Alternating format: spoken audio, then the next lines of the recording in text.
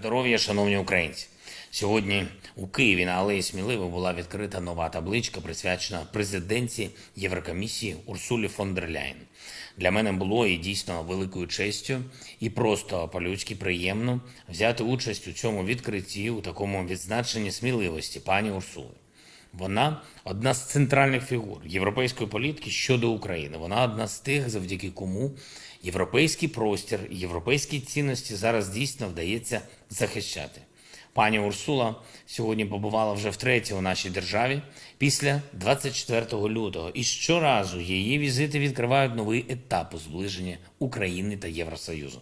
Ми обговорили усі ключові пункти у наших відносинах. Але зараз хочу особливо відзначити інтеграційне питання, рух нашої держави до повноправного членства в ЄС. Якими б не були обставини, ми все одно реалізуємо кожну деталь наших домовленостей, щоб відкрити можливість переговорів щодо членства. Вже в листопаді маємо виконати 7 рекомендацій Єврокомісії, які ми отримали при здобутті статусу кандидата. Має розпочатися якнайшвидша оцінка Єврокомісією нашого прогресу в інтеграції. Наступного року маємо вийти і на ясність в головному питанні, коли зможемо розпочати переговори щодо членства. З українського боку буде зроблено все для цього.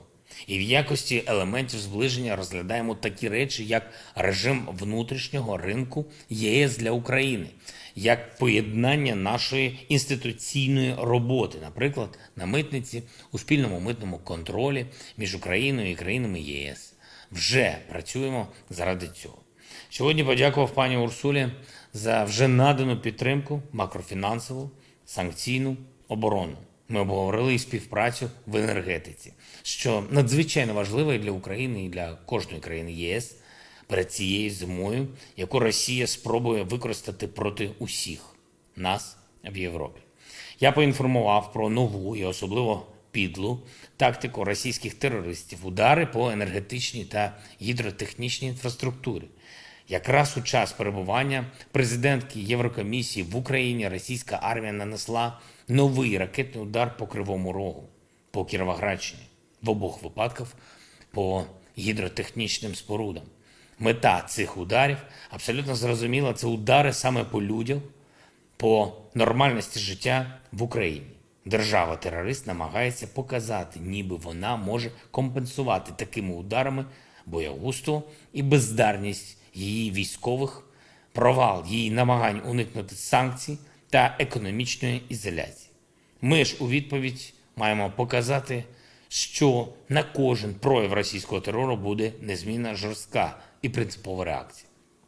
Тому і потрібен 8-й санкційний пакет ЄС. Ми про це говорили з пані Урсулою. Потрібне і принципове рішення Сполучених Штатів Америки по відношенню до держави-терориста, юридичне визнання цього статусу. І ми це, до речі, обговорювали нещодавно під час візиту у Київ держсекретаря США Ентоні Блінкена. Обговорюємо це питання і під час контактів з конгресменами. Потрібен прогрес в наданні Україні систем протиповітряної оборони. Ми вже маємо домовленості з певними країнами, наші дипломати працюють з іншими. Хочу підкреслити, що без надання нам достатньої кількості, достатньо ефективних систем ППО, які захистять українське небо, Росія і надалі відчуватиме безкарність і буде провокувати нові локальні і глобальні кризи. Тож захист України від російських ракет – це дійсно базовий елемент глобальної безпеки. Загалом підтримка України зброєю, снарядами, фінансами має вирішальне значення для миру в Європі. Чим якіснішу підтримку ми маємо, тим швидше закінчиться ця війна. Говорив про це з представниками провідних аналітичних центрів Польщі, Британії, Франції, Сполучених Штатів Америки, які прибули в Київ. Реальний захист свободи, наших спільних цінностей, вільного світу можливий зараз лише як наслідок перемоги України в цій війні. говорив про подальшу підтримку України із прем'єр-міністром Канади Джастіном Трюдо. Як завжди, дуже предметно, конкретно ми обговорили різні безпекові питання, зокрема російські ракетні удари, оборонну допомогу, тренування наших військових, перспективи розвитку ситуації на полі бою, відновлення критичної інфраструктури перед зимовим періодом. Я вдячний пану прем'єр-міністру за вже надану нам підтримку, зокрема фінансову, за кошти на закупівлю газу і за розуміння тих кроків, які ми маємо зробити, щоб зламати терористичні плани Росії. Сьогодні була прийнята важлива резолюція МАГАТЕ. Резолюція з вимогою до Росії припинити всі дії проти Запорізької атомної станції і на самій станції, на будь-якому іншому атомному об'єкту в Україні. Хоча міжнародні організації часто обмежені у своїх можливостях реагувати, але ми бачимо, що МАГАТЕ чітко визначає джерело радіаційної небезпеки, а саме російську військову присутність на Запорізькій станції, російські дії проти атомної станції. Тому повна демілітаризація станції, негайне виведення звідти усіх російських військових – це єдине, що й може забезпечити виконання цієї резолюції МАГАТЕ, і це теж базовий елемент глобальної безпеки. Поки на ЗАЕС залишаються російські солдати, світ залишається на межі радіаційної катастрофи, гіршою, ніж навіть Чорнобильська. І це спільна відповідальність усіх в Європі та усіх в світі – прибрати російську присутність з території ЗАЕС.